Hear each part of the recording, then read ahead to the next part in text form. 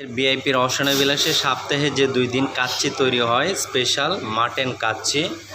মোরগ পোলাও রয়েছে, তেহারি আছে, এখানটায় রয়েছে কেচকি মাছ, এখানে রয়েছে কোরাল মাছ, পাশে রয়েছে পাবদা মাছ, বাঁধাকপি ভাজি, করলা ভাজি, আলু চিংড়ি মিক্স করে, চিচিঙ্গা ভাজি এবং হচ্ছে কচুরমুখী দিয়ে চিংড়ি। এখানটায় রয়েছে বড় শোল মাছ এবং লাউ দিয়ে চিংড়ি।